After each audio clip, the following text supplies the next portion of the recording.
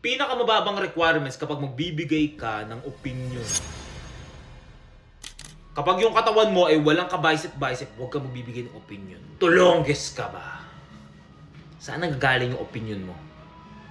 Ha? Kumbaga, hindi mo nga mapasunod yung sarili mo tapos gusto mo sundin pa namin yung mga pinagsasabi mo? Buang ka ba? Tulongges ka ba? Natural, tulongges ka. Diba? Nag-i-imagination ka na lang na, hindi, may bigat tong mga opinion ko. Pangalawa, kapag yung profile picture mo ay Lancelot o wala kang profile, huwag ka magbibigay ng opinion. Puta, hindi mo nga kaya i-set up na maayos yung Instagram mo, yung TikTok mo. Profile picture lang ha, hindi mo pa malabas ha. Bibigay ka pa ng opinion.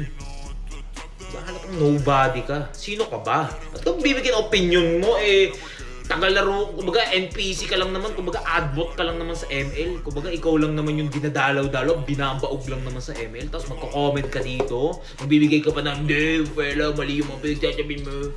Kung sino man yung mga inaasar mo mga content creator, wala kang bigat. Sino ka ba? Who you? Who what? Sino ka ba? Sino nagsabi? Who?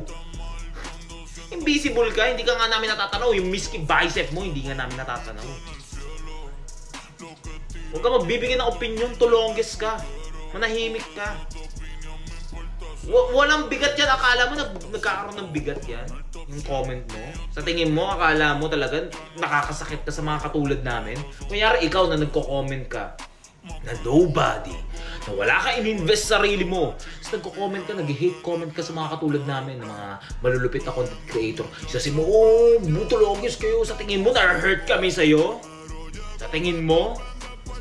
Tapos profile mo? Tapos, eto pa, mas matitindi pa yung mga nagbo-profile tapos pinapakita pa nila na bonjing sila.